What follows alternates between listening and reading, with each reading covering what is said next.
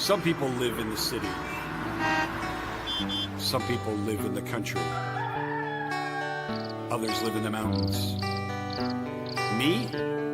I live on an island. Long Island.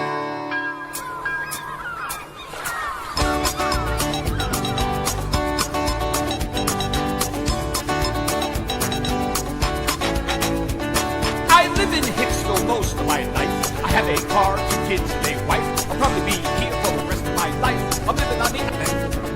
When summer comes and winter falls, the island ladies go to shopping malls. Take daddy's credit card, charge it all. They're living on an island. Oh, we're living on Long Island. Oh, you know it's so much fun. I'm living on the island. I'm just basking in the sun. Hey, Andy, give me a vodka. Is that your Camaro? It's gorgeous. You know, I went to high school with Billy Joel. Wow. I go to Hamptons on Friday night. I party hard till sunshine bright. Then I'm sitting in traffic on Sunday night. I'm living on an island. Yeah, living on Long Island. You know it's so much fun. I'm living on the island. I'm not hurting anyone. Let's live. Hey there, islanders. If you're going out to the beach, you better get an early start. Traffic is miserable.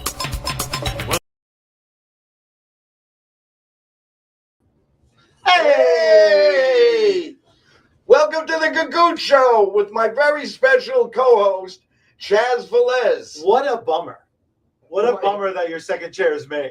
They're like, definitely it's going to be a pretty lady. There's 2 to choose from, and they get Chaz. No, I wanted you. That's true. And Nancy's like, who are you going to get? Sir, you wanted me. Yeah, I know. Good thing there's not a kiss camera out here. We might be in trouble. So you got Nancy's permission, which rocked. Nancy booked me. No, it wasn't a permission. It was Nancy's like, so who are you going to get? Nancy's thinking women, because I always have women co-hosts. So she was thinking, it's going to... I understand. I started the show like you want some eye candy. And I understand. But I was thinking of who, for the guests we have great guests on the show. So before I mention who they are, I'll just say that. So I'm thinking, I wanted somebody who would be fun, and you only did the show once, but That's you true. were a lot of fun. Nancy loved me. I said it on the Nancy's show. mentioning some names of some women comics, friends. And I said, you know what? I'm going to ask Chaz. And she's like, really? And I said, yeah. And she's like, I think Chaz would be perfect. Nancy thinks you're perfect for the show. I think Nancy's perfect. So it's a mutual that's good. appreciation society. And so let's say hi, Nancy. Hi, Nancy. How you doing? We love and miss you. Yes, we miss you. And Nancy is the behind the scenes. Yes. She's the brains behind the Gagootz Show. And I'm I'm what you get, what's left over. She's also the looks. I'm like the stupidity. You're the stuff left over? The leftover, yeah. I'm the leftover. You're DeVito I'm and twins? Yeah, I'm Danny DeVito and twins. So anyway, we're looking forward to a great show. We have 2 awesome guests. Yes. You know them both, right? And I love them both. You love them both. Who are they? Well, are we going to tease it? Do we want to? Why don't we wait till we bring them on? You want to do that? I think we do. I think we leave the people in anticipation. How have you been, though, sir? I've been all right. I've been a little crazy. There's crazy things going on. I was running late today. I planned to be early. I was running late because I walk outside at 1 o'clock outside my house, and my sprinkler system, which is set to go off at 1 o'clock in the morning, the sprinklers were on. The ones in front of the flower beds and the bushes. Okay. And they were, so I go down and I go to shut it off, come back, still on.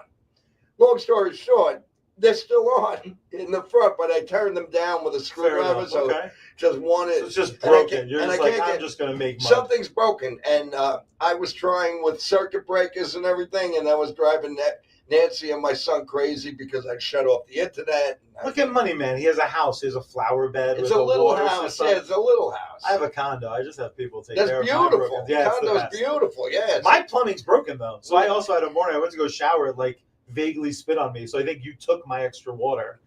Because I'd love to give it back. I would. How about you? What's going on with you? It's been a crazy couple of days. Just last week, I had the round 1 of the face-off, my first face-off ever, because I've been doing this for like half an hour. Yeah. And I got through. I know. through. It was Congratulations thank with you that. so much.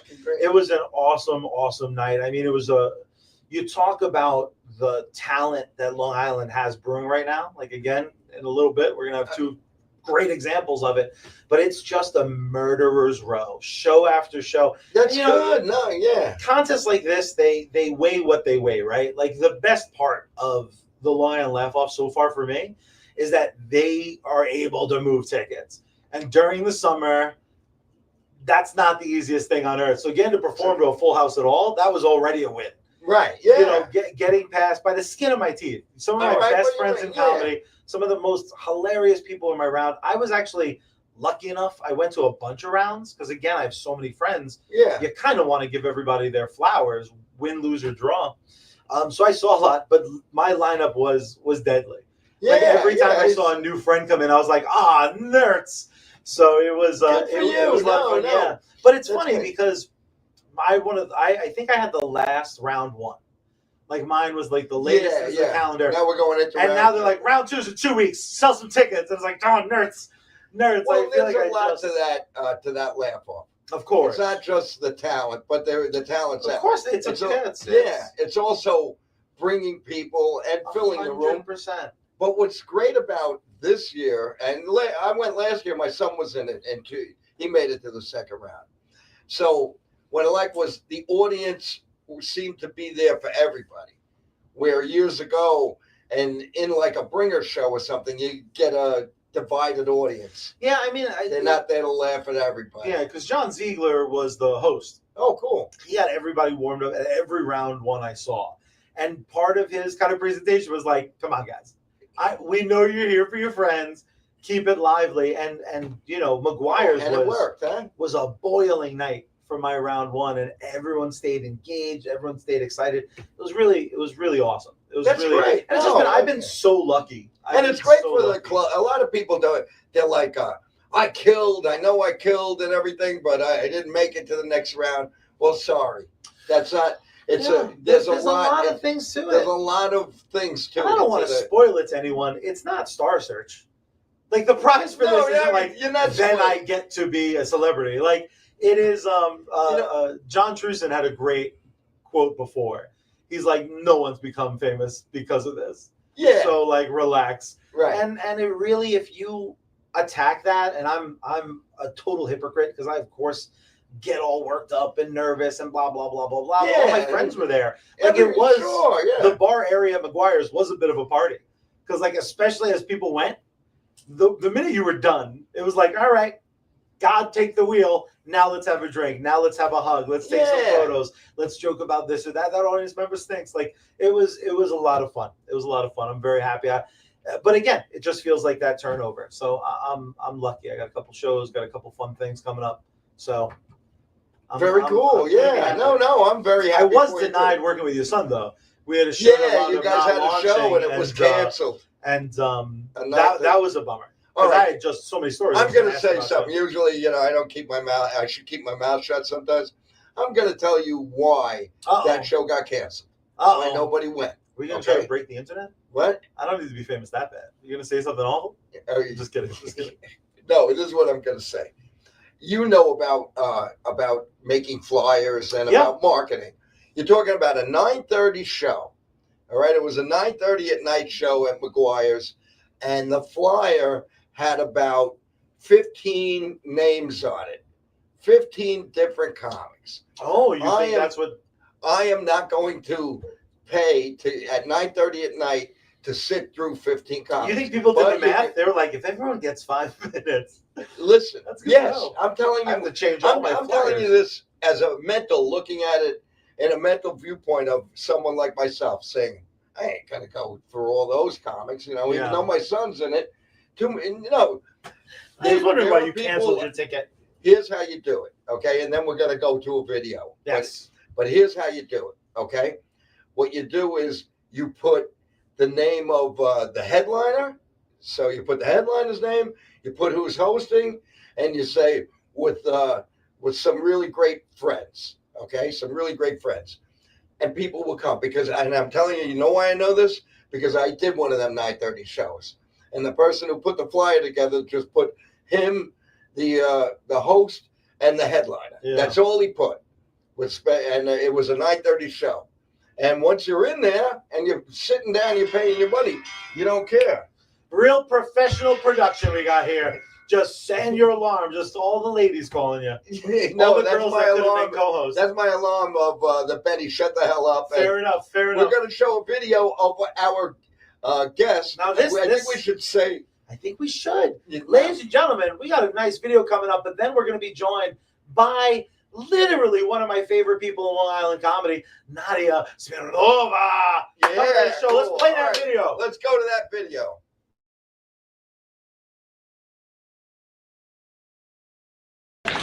I came to US in the 90s. Russia was going through a rough period at the time. Russia is going through a rough period always. But back then it was especially rough. It was cold. Winter in Russia typically starts in the summer. We don't use too many facial muscles when we talk.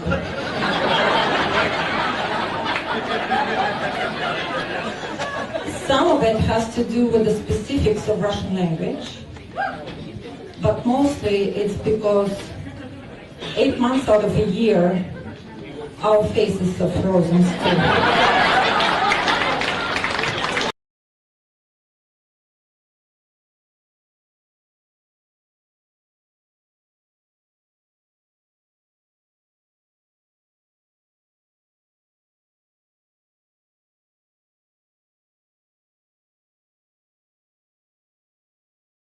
Those were good flyers. Those flyers took your advice. Nadia, we're joined by a literal nuclear physicist. Yeah, and that's amazing. We're also joined by another one of my favorite people in Long Island, Brian Paul, baby. Give it up Brian to our Paul, lovely guest. Who is a male nurse, right? Yeah. That seems so condescending. Like nuclear physicist and male nurse. It just seems like you're trying to do a power balance. This is the energy I It's bring. got to make me feel like less of a man. That's true. That's true. Well, what do you want me? I should have said, all right, Dr. Brian Paul. You don't have to I hate doctors. He could just be another great comedian, sir. Yeah, but I'm actually an astrophysicist. There we go. There we go. Right. There we go. Yeah. I What an watched a asshole. movie with a physicist once. Nadia, what's up, buddy? Oh my God. You know, we all get to make jokes about what we do. That's what it's all about, right? I'm sure your jokes are all about, you know, Some of them. and I Well, do but- joke about physics a little bit. Yeah, but- well, you have every job. You have all the you jobs. were a nuclear physicist in Russia, right. and you went to a big Russian university. Yes, it's like Harvard here. It's Wow. Top Russia school, Moscow University. Yes, I have a nuclear physics degree, and I know all about electrons and positrons. That's why when I came to America, I became, I know how these opposites attract. So then naturally I became a matchmaker.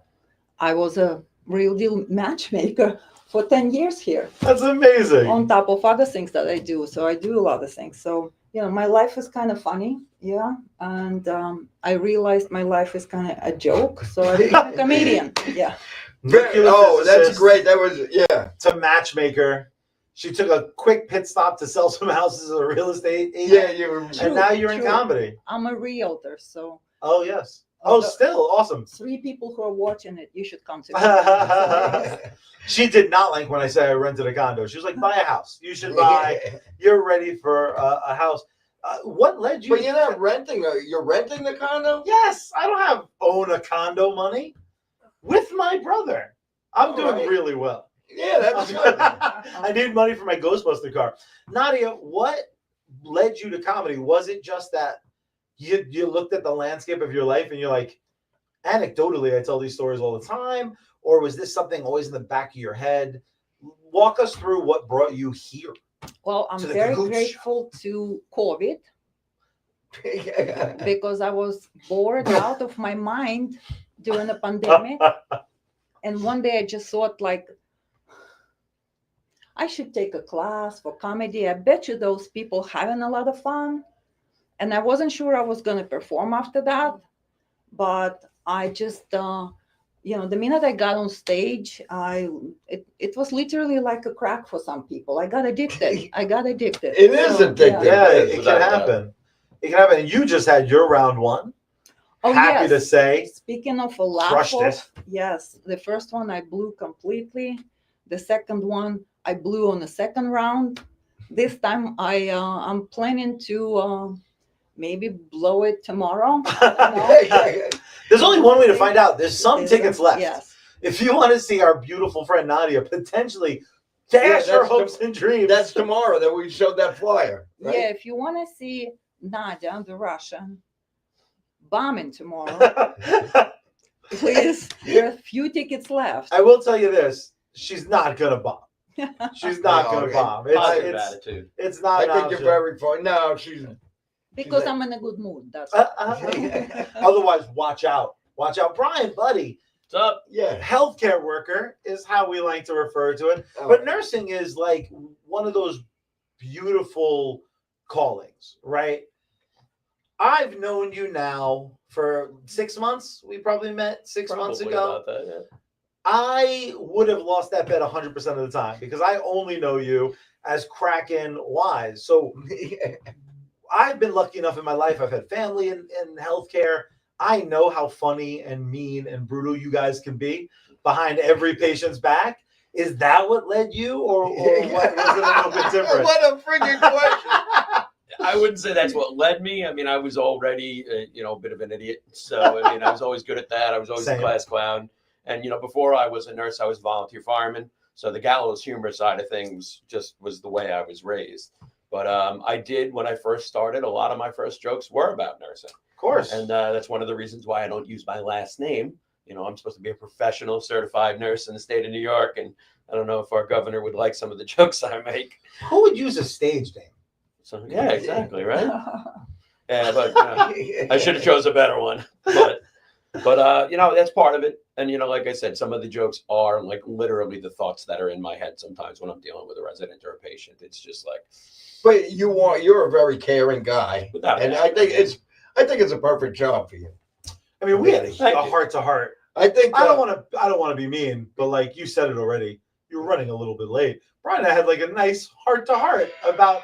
Is that another alarm for us to shut up? Yeah, because I thought it was just going to be Nadia, but now we're done with alarms. But Benny's screwing up the whole show already. Exactly. All right, so you had a nice long conversation. Yeah, it was beautiful. Until I showed up. But the one thing I didn't ask you, so me and Nadia cut our teeth in a class. Right. Like we at least for me, I don't know if it was the same for you, Nadia.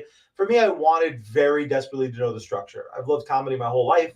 But even something as simple as like clear the damn mic stand, because I've also seen so much bad comedy where like their habits are bad. Nadia, why did you choose to take a class first? Was it similar reasons? Was it just the structure? Was it to get some contacts? What led you there instead of like, let's say, an open mic? Like I said, I was bored out of my mind and I wanted to do something. Gotcha. And it just dawned on me, I heard of these comedy classes. I bet you I can find new friends and have a little fun because during the pandemic, remember, we were all grounded. Was it a Zoom class or we were not allowed to play? No. Oh, was it? For comedy. Comedy. Funny we people, don't believe in germs. They get together and they don't wear masks. Yeah. I thought brilliant. You're like, I can spit all over these people. Yeah. That's funny. It didn't even occur to me. I'm such an egomaniac. Like my class, and I made some great friends in my class. That I could have been alone in that class. I was like, I'm here for the structure. I like had multiple textbooks. Well, and Nadia, I see you as the type of person that I'm not going to jump into it anyway. I want to know. I'm a scientist, of course. Yeah, you're a scientist. I need to be forensic about everything I do. Wow, Yes. you see that? I'm shocked you never got Bond. I just feel like you guys would have been able to get him. It's a Russian spy joke. Oh, okay. You can see this humor next Wednesday at Laugh Off Round 2. Brian, round 2. Yeah, cool. did you just do an open mic to start? Yeah, I just started with open mics. I mean, it was never took a class. I mean, I'm just kind of a fly by the seat of my pants guy. And like I said, I've always kind of been that way. I've known John Butera for many years. Oh, that's awesome. And he kept telling me, "Oh yeah, you're gonna do it. You're gonna do it." One day, I just reapproached him about it, and he gave me like, "Oh, start the open mics." I'm like, "Yeah, well," and he could tell I was putting it off. And then all of a sudden, he's just like, "November 25th, you're on my show. Be ready." I'm like, "What do you mean, be ready?" Respect. And then That's he like great. stopped answering me. That's great. Yeah, no, that's Tara's good for that. And That's like I had throwing to a do kid it. in the pool and learn how to swim. Yeah. How was that first mic experience? First mic didn't bother me. I mean, even the first show didn't bother me. And the first show was a bar show. It like nobody was paying attention. It was brutal. But and then the next night I did McGuire's, and my philosophy was just if I fail, it's my first friggin' show. Who cares? If it wasn't until I started doing it like realistically, like where I really wanted to put the effort in, that's when I started getting the nerves. I was like, okay, I don't want to screw this up. I want to look good. I want to do great.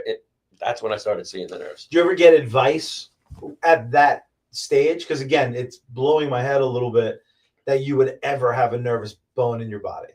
Just again, the 6 months I've known you, you've been doing this how long now? 3 years. 3 years in, you always seem like ready to go. Like I feel like they've changed the order on you, and you've had a drumstick in your mouth and flung it to go tell a joke.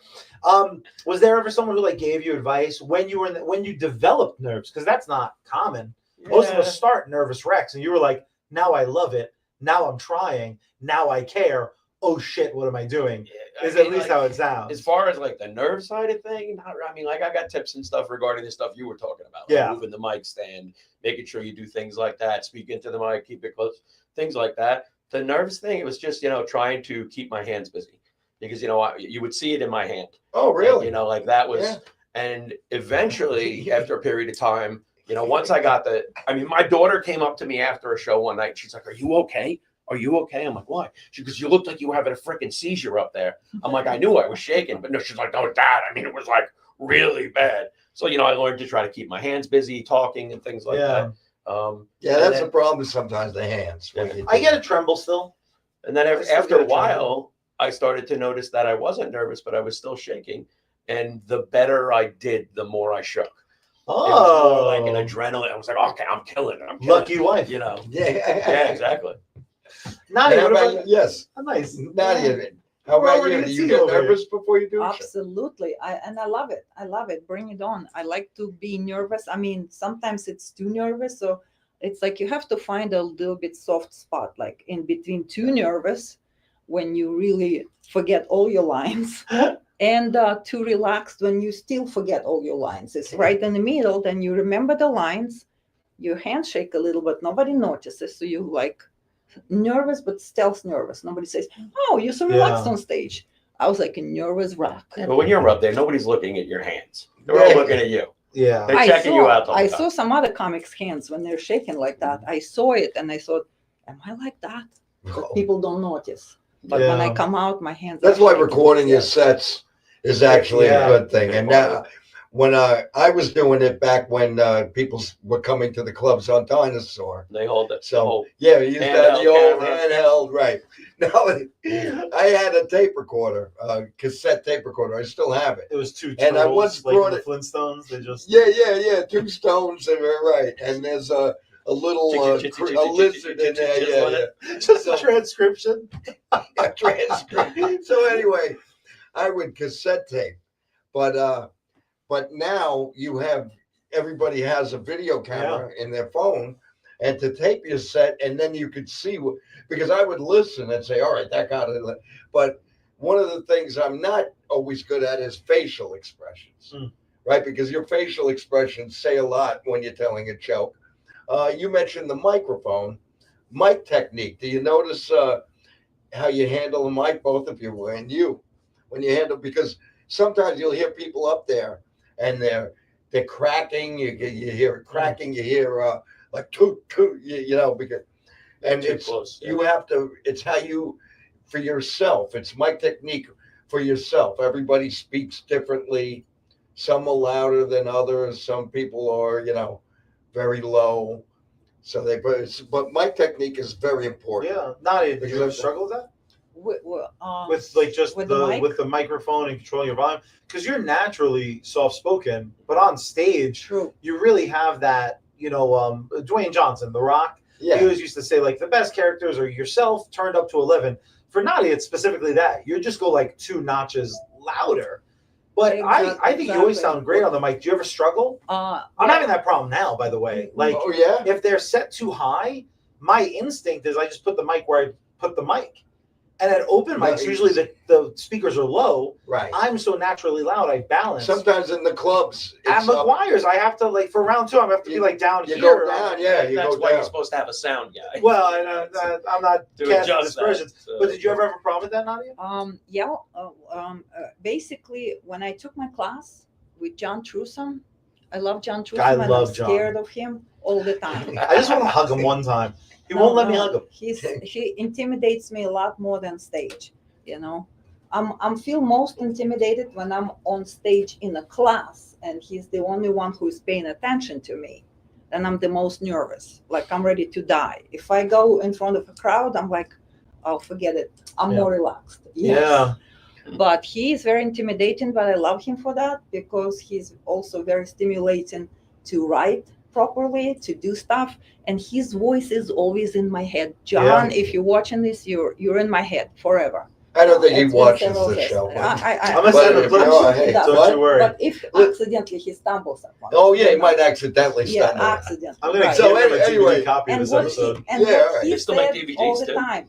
Actually, I took 2 of Now, did he speak about what? mic technique? Exactly. What the first thing that he teaches at your first class is how to stand on stage, how to hold the mic. That's the first time I took 2 classes. Great. So you learn when you repeat things. I could take another 10, but he told me don't come anymore, don't follow me. So yeah, you took his class how many times? 2. 2? You want to take it a third time? I wanted to do another one. He said, "Get away from me." John. Truson loves you when he tells you to get out of his face. That is I know that he didn't want to put a restraining order. That's true. Exactly. That would be a great compliment. I think it's called stalking. Right. So what he would say at every class, and his voice is always in my head is, keep your mic close, because if you start using gestures, the mic can go flying and nobody hears you. Yeah. And some people hold it too far, and again, nobody hears you. So you have to watch it that it's close to your face. Then you sound powerful. Then you can deliver your comedy. So everywhere I go, it became the thing. It's like John Trusum mic hold. Even though at some open mics, it's the whole different setup, and you shouldn't be doing it. But I can't retrain myself because it became a second nature. Like I hold it very close, and I see. I just want to keep watching to do it. And I see people. I'll send you a DVD too. I see newcomers, especially who didn't take a class. They make that mistake. They hold the mic too far, and nobody can hear them, and they don't know that. And then nobody's laughing because when people start struggling trying to hear your jokes, even though it's funny stuff. They're not laughing. They don't want to do work. Right. No one in the crowd. I don't want to do work in the crowd. Especially it's older people. What did he say? Especially if they forgot their hearing aid. What? Yeah. I also get distracted when people like hold just the bass. I'm like, what are you doing? Hold the microphone. Like they just hold the little. I don't want to hold it like it's a, they're worried it's a ding dong and just ding grab dong. Just grab it, just like in real life. Move the stand, how to hold the mic. What about you? Was there ever, again? Well, I think he wants to take a break. Stop taking over the show, Chad. Yeah, well, we've been talking about Brian, and we've seen a video of Nadia. I think we should see a video of Brian. One of my private videos. See what shows he has. No, not that video. Where'd you get the horse from? Bubble bath sound. Where'd you get the mule? Like donkey show.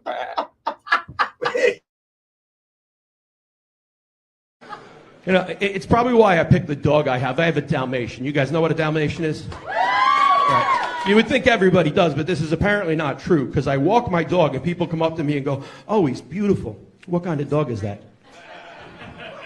What kind of fucking dog do you think that is? Here's a hint. There was this movie that had 101 of them. Or they'll actually ask me, is that a Dalmatian? I'll be like, no, it's a fucking albino cheetah. They act like they found Bigfoot walking a unicorn on a leash or some shit. It's crazy. You know, we had a big scare with that dog recently. He got a bladder stone trapped in his urethra. He couldn't pee, needed emergency surgery. And in the process of fixing this, they rerouted his urethra and basically gave him a vagina. He pees like a girl now. So I now have a male dog with a non-working penis, no balls, and a vagina, which I'm pretty sure falls on that whole LGBTQ thing somewhere. The plus, it's probably what the plus is. That's gotten crazy out there. I went to Carvel the other day, and my only sprinkle choices were African American or LGBT.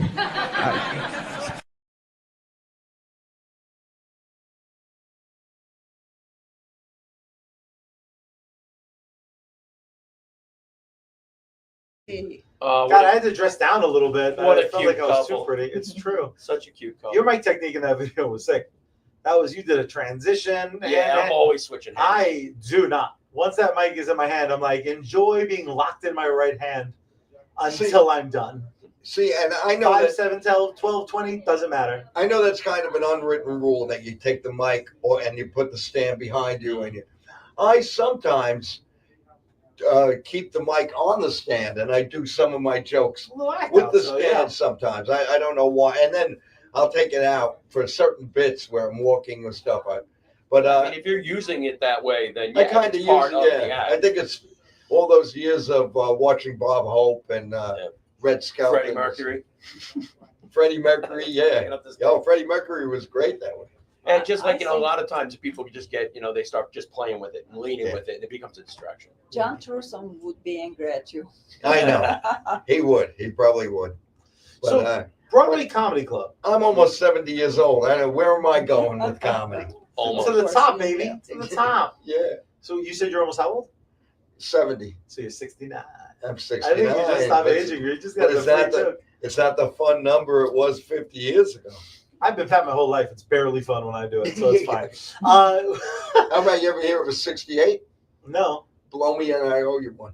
God damn it. It was a 6.9. I definitely heard that. It's a 69 interrupted by a period. Oh, man. It's not my joke. All right. Oh, thank God. I wouldn't want credit for that joke. But Broadway Comedy Club, I was lucky enough I got to do the Red Room, the small room.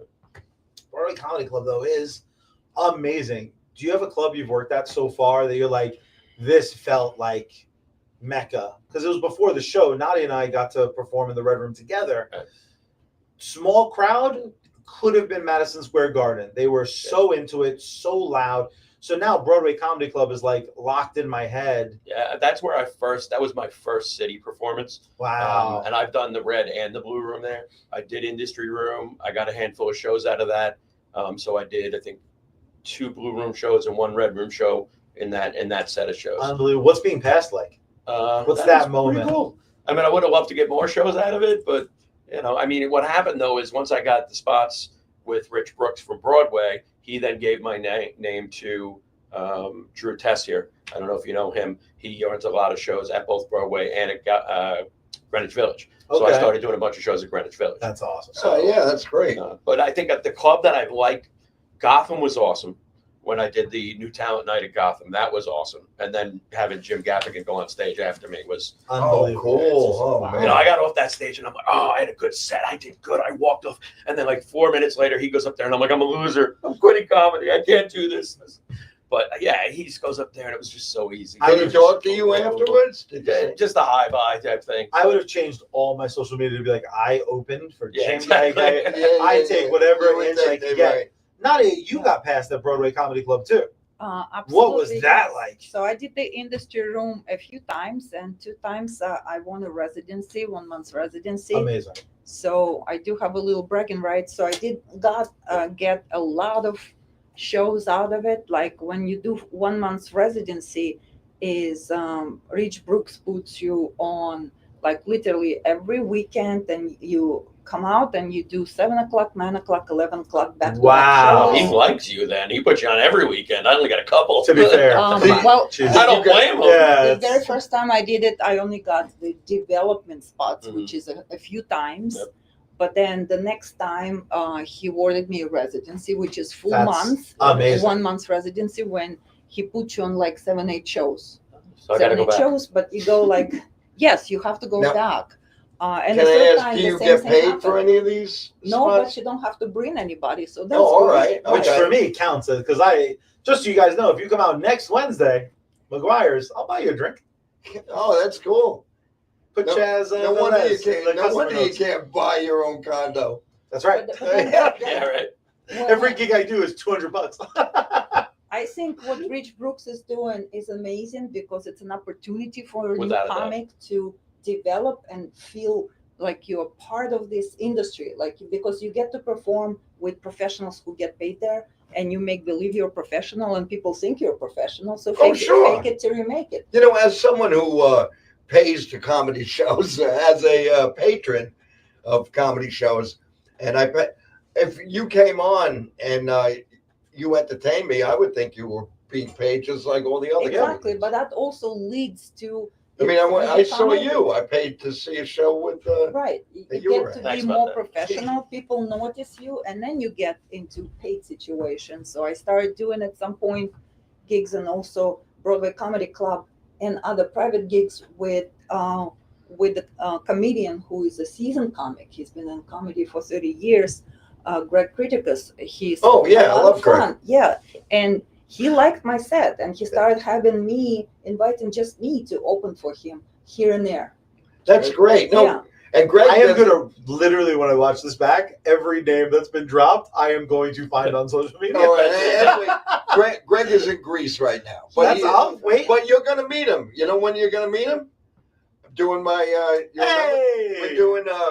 I'm having my 70th birthday bash at the Giggle Room, and we'll show the flyer. And 69 plus we one, can show- baby. Yeah, we can show it now When is that? if we have it. Yeah, there it is. Look at that It's stash. September 27th. Aw. September 27th. Are you sure Greg is back by then? He told me he's going to be back. I've spoken to him. Because he Greg's a told very. me- I know Greg a long time. He right? told me he took one-way ticket. He ain't sure when he's coming Yeah, back. but I'll talk to him. But also Joe Curry's on there.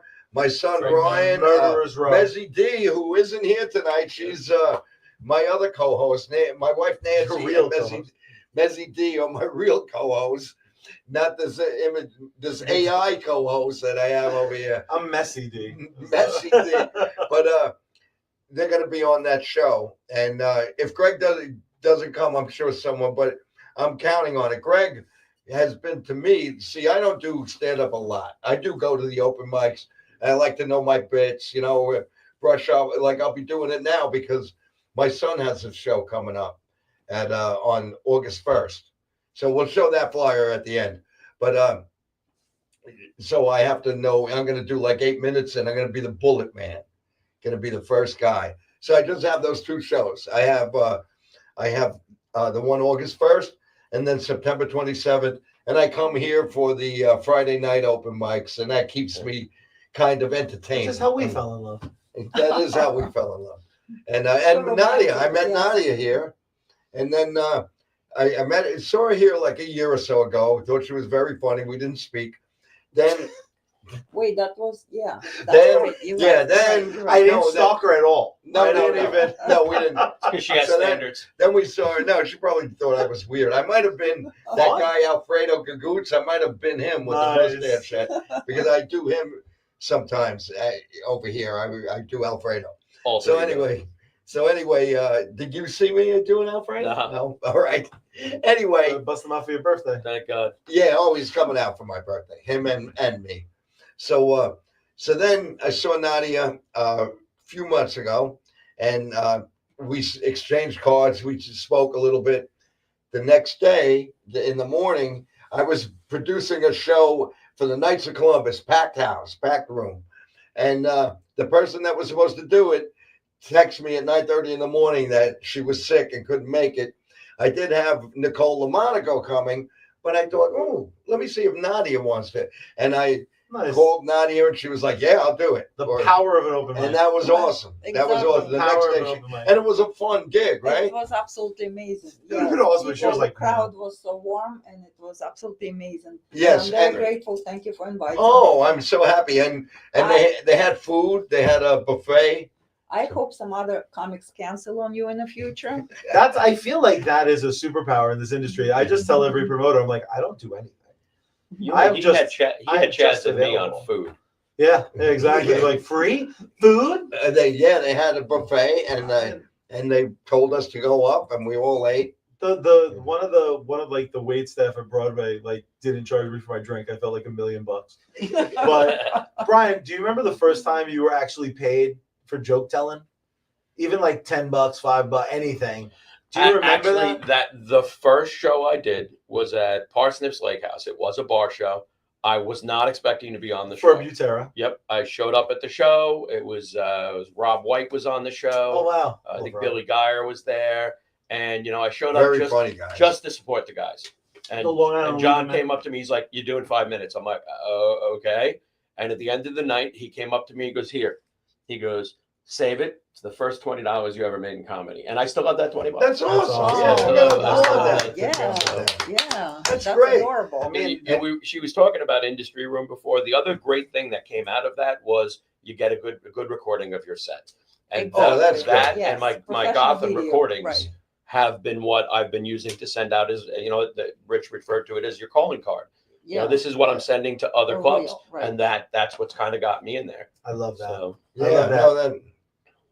no, That's your show. What? I was gonna say, Nadia, do you remember the first time you were paid for knock jokes? Very knock, first knock time. joke. It's a good What the question. hell? I cannot remember, and I should have saved the whatever $30 or probably I don't know, maybe. Damn, I Because can't remember. the class show I wouldn't count, but I did save that envelope. The first ever literal dollar I was paid, it was in an envelope with just my name on it. It was And I only had $1. Yeah, I only deserved the dollar. But I saved that envelope. I spent that dollar that night. I'm sure that went to a produced nice a lot. vodka cranberry. Yeah, well, the first time was with John Truson, but Yeah. I did not save, nor did I frame the money. I should have. Maybe that's why I'm. Now you just need the next one. The That's next why one is you like what? the first 1,000. No. If you didn't say Yeah. something to me, I You're would so have probably poor, used is that it what too you- that night. I'm not poor.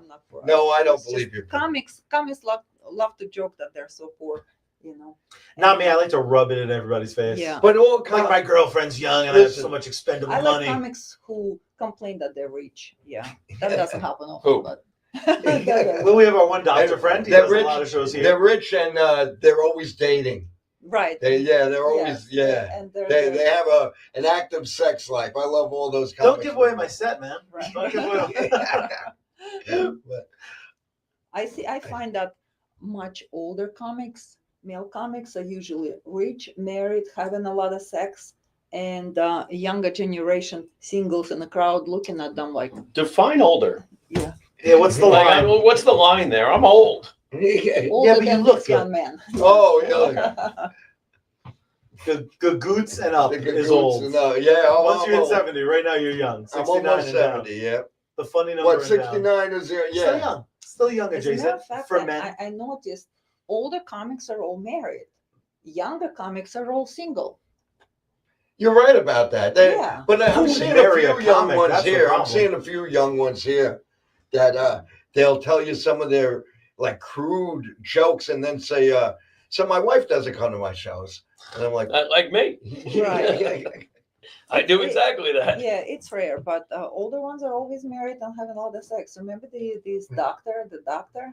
yeah. He constantly jokes about like, okay, it took me 30 minutes to get here to do 5 minutes set. Like it's gonna take me 30 minutes to go back and perform for another 5 minutes. And That's like, that's a he's good joke. deep 70s, right? Yeah, Yeah. he's Respect. he's like And I'm 72. like thinking like I wish I had his sex life or something. Yeah. Blue Older chews a hell of a people in drug. general stay married, though. That's also part of it. Now nobody lasts. True. You know, That's a whole different ball game, right? I ran into a friend recently, and he was like, "I'm like, hey, how you been? I haven't seen him in a long time." I'm like, "Are you still with Kelly?" He goes, "No, I'm on wife number 2." I said, "Oh." He goes, "How about you?" I'm like, "I think I'm on wife 1.5. He said, what is 1.5? I'm like, well, every 5 years we almost get divorced and we reprocess things and then we release a new version. So I think I'm at 1.5 A new now. version. I like that. I like that. Like we go to couples therapy for a year and we fix our stuff. That's great. Yeah. 1.4, 1.5. You know what I noticed now? Because I was doing comedy in the 80s and I sucked, which is obvious, which is why I never became a headliner. But anyway, back in the 80s, a lot of the comedians, for some reason, they were making really good money. Even on the island, they were touring or, doing gigs all over the country and making some good money. And they didn't. But now, in the 21st century, most of the comedians have a job. And as they get older, they have a good job, and they still do the comedy. Because I remember those comics in the 80s, they wouldn't get up till 1, 2 o'clock in the afternoon. Yeah. But they were out all night. They were doing the diners. Well, we just had this we're slowly entering the other side of the next boom just happened. Yeah. Like all these cats playing arenas. There's not going to be a ton of arena shows the next few years. So I'm curious to see how many of like our peers. But there's talent stick now. in. Yeah, there's talent again. And also there's a different model, right? Like there are so many shows. It just really depends how far you're like for us, Long Island, we're lucky. There's a decent amount of Long Island shows. You get into the city, you'll find a microphone. Maybe getting paid is a little bit more difficult. Yeah. Is difficult because everybody was getting paid. And you like in the city, you got to pick and choose the mics if you're talking about mics. I mean, there is so many people trying to become comedians in the city that you'll go to some mics and you're going to be like, really? And then other mics are getting crushed. So, I mean, the handful that I've gone to, it's been exactly that mix. 1 or 2 of them I went to, I was just like, really? These people are not. And then the next ones I went to, I'm like, wow, this is just embarrassing. I don't even want to get on stage after that guy. My theory is some of that's going to dry up. I think there's going to be a population decrease, and I'm excited about it because again, some of these started late. Some of these open mics that are in bars and stuff are kind of rough too, because the people in the bar they aren't there for your comedy show. They're there to sit with their friends and have drinks. But how good does it feel when Larry, the guy who goes there every night to hide from his family, when you get a chuckle out of Larry in the corner? I can ride that wave for 3 weeks. Now. That's a different. And again, I'm by far the newest. I've been doing this for a couple of months. Those little things, though, I'm positive carrying me through. That's great. Yeah, and that always makes a great difference to see a response from somebody you didn't expect a response, or just someone who's been in the game a long time. Steve Rocco, hilarious comedian, does a ton everywhere, hosts a couple mics. Every now and then on a mic, I get him to sincerely laugh at something. And I'm like, I'm good. 3 weeks, I don't need other laughs. Good. Yeah. I did with you guys too. The first time that I saw you actively laughing at something I said, I was like, this hour drive was worth it, baby. I know. I can't believe people actually find me funny when, Oh, we know. And I'm like, sometimes I get off, we know, good. Sometimes I get off the stage and I'm like, boy, I suck. That's something I wish that somebody had told me when I first started doing open mics is don't expect to have anybody laugh at you. Comedians are nose blind to comedy. Eventually somebody explained it to me. So I walked up there and I'm like, and nobody's laughing. And I'm like, man, wow, am I that bad? Do I really, really suck? And it wasn't until after the fact that somebody was like, oh yeah, you're never going to get a laugh there. If you get a chuckle out of a comedian, you're going to get a laugh on stage. I was like, okay, well, thanks. Now I don't feel like a complete loser. I'm not going to go hang myself. But that was something that would have been nice for somebody to discuss. That's right. Yeah. Yes. The addicting thing is to make people laugh. Yep. Yeah, I get so high from this that, it lasts you for 3 weeks. My high lasts only for 1 week. You've been doing it longer. So I need to do it more often. That's what I'm saying. But it's just like heroin. Do comedy, kids. Exactly. I feel sometimes like a little's not enough. Dopamine junkie. It's something, or vociprocin junkie, or some other kind. All right. Now, how do you feel if your material isn't getting people to laugh? She wouldn't know anything about that. Do you go? Yeah, but for both of you, if the material's not working, do you I'm going to go off script and just do a little crowd work, do a little improv on the stage or anything? Do you do that? Good. Okay, thank you. So, thank you. It doesn't happen often. But sometimes it does. Sometimes the same exact joke that people laughed at last week is not flying. Because, and I know it's not me, but it's sort of like, I don't know, something in the stars. People are low energy. And what I did observe and start implementing is you comment on your own joke or you insult the crowd. Then that works. And they instantly wake up and start laughing. Right. Right. Yes. So, but then you go back to your material and then they're more engaged. I'll switch it up sometimes. You know, like I did a show, Mike Tanzi had a show at US Brews in Centerport. And like that age group of that crowd was that millennial age group. And a lot of my stuff is not for that age group. So I'm doing it, I'm doing my regular stuff, and they're laughing, but I'm not getting hits. So eventually I just said, you know what, I'm done with this. And I went a completely different direction. But, you know, I mean, I don't always do the same set. A lot of my core jokes are the same, but I can go different routes with it. And a lot of my jokes will phase And into how about something you? else. So I don't have a ton of jokes I feel like are ready for crowds. So what I do is I just find someone in the crowd that can redirect me to a different joke. So if you're wearing a jacket that I think looks old, I'm calling it a members only jacket, and I got 2 on that. All right. So it's the perception of like, no, now I'm making fun of you, and I'm not. It replaces me making fun of a like Nadia college said, friend. It's a redirect. what you said is something I do too. If a joke doesn't go over, I'll make fun of the joke. Or sometimes I'll even say I bought it off of one of the comics that's sitting in it. Or like you said, you insult the crowd. Yeah. You're like, all right, that's a funny joke. Screw you guys. The thing is, No, that I hate. I hate when people I'll do that. or people are saying that this is tried and true material, and they're doing a script, they're doing like a whole, and they're saying, I don't understand why you're not laughing. This is trying to do Now that I wouldn't. No, sorry. I mean, I'm a comedy slut, so like, there's no such thing as a cheap laugh for me. Right. So it's like I would never. Oh, I love. I would never betray myself and like make them think I'm not on that set. Nadia If you're not laughing, I am going to look at you and be like, I agree. Like that's the most I'll ever do is agree with an audience that's not digging it.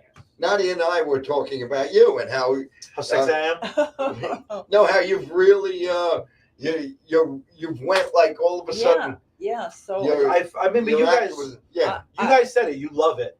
Yeah. This is a thing that if you love it, you'll bleed for it, and I will bleed every day for it.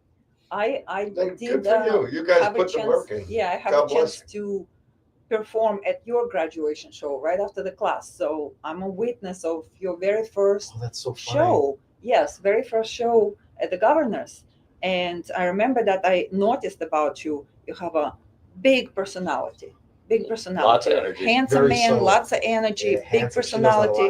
lie. But then your very first performance was slightly, the jokes and the delivery was slightly shy with the backdrop of this big personality. And I thought, oh, this guy has a lot going for him. He's gonna quickly improve. And sure enough, last Sunday when we were at the Broadway Comedy Club and we were doing the same show and you were hosting it, I was like blown away. Oh my God, it's only been, like you said, a few months. And the progress is like as if you've been 10 years in the business. Why do you think I asked you to be a guest on the I show? appreciate that. Again, I've been lucky. I said it on my last appearance. Like the Johns in Long Island comedy have been such a blessing. Butera, Ziegler, Trusin, like if you listen to enough people on the scene, if you have your ears open on a mic, if you're not resistant to feedback, there's miles you go. Exactly. And we're gonna close. We're going to close on that because we're going down to our final 2 minutes. The final countdown. I have a show coming up, like I said, August 1st. Let's pimp our stuff. So and then you guys tell us where we can find. So this show is Ryan Rizzuti Presents. You paid for this. And it's all New York City comedians because my son Ryan works out at a lot of clubs in the city as well. Love that. And he's there all. So he wanted to produce a show with City Comics. Janice Massetti is going to headline it. She's hilarious. And I'm going to be the Bullet Man. So that, and now both of you, Nadia and Brian, where can we... Let's just pull up flyers. Let's go by the flyers. No, the flyers were on videos. Oh, we got loose flyers. I think loose flyers of it may just be mine. Yeah, put Chaz. Did I just do the most selfish thing ever? Like, let's do my dates first. Yeah, put Chaz's video. August 2nd, I'm hosting a roast battle. Some of my absolute best. Like again, I love everybody in this scene. some of my best friends are on There's the a show. Rose Battle. All right, Ryan cool. Young, Kim Davinsky, Kevin Lenahan, and a bunch of other my friends on that roast battle. August 3rd, I finally convinced Steve Rocco into letting me play. Amazing comedy night. This is a show. It's free. You just got to buy some drinks. There's no ticket fee. Just get yourself nice and liquored up. We're cool. very, very funny that way. Again, Murderers Row. And then for me, the most important thing, round 2 of the Laugh Off, 7:30 at 7:30, McGuire's Comedy Club. There's a very real chance you get to see me cry. Win, lose, or draw, I might shed a tear because this has been awesome. Cool. No, cool. Now, Nadia and Brian, in your videos that we showed, we have your flyers of upcoming. We put the flyers. So if you go to their videos and, okay, so tell them a little bit about you. We got to go. Yes, tomorrow. Tomorrow is the second round of the Laugh Off. Tickets still available. You watch me bomb, and I'll give you a hug after, then I'll. This is Governor's in Levittown? This is at Governor's. Main room in Levittown. Yes. Cool. There are a few tickets available, so hurry. And Brian Paul? And my next 2 shows are opposite sides of the world. The 26th, I'm in the St. Mark's comedy competition. The first round of that competition. That's the 26th St. Mark's Place in New York City. And then the next one is July 30th, all the way out in Montauk at a place called Talk, T-A-U-K. Oh, and, cool. Looking forward to that show. That'll be my first time. I want to thank you both for being on the show, Nadia Smirnova and Brian Paul. And I want to thank you. You've been a great co-host, Thank buddy. you, sir. You're really Anytime. Good. Chaz Velez. And Thank thank you you. all for Thank watching. you. Hope you enjoyed it as much as. Thank you for having us. Come pay to hang out with us. Come to our shows. Put our names in customer notes. Just do it. We're not all rich, like she said. Bye, Nancy. Bye, Bye, Mezzy. Love you, Nancy.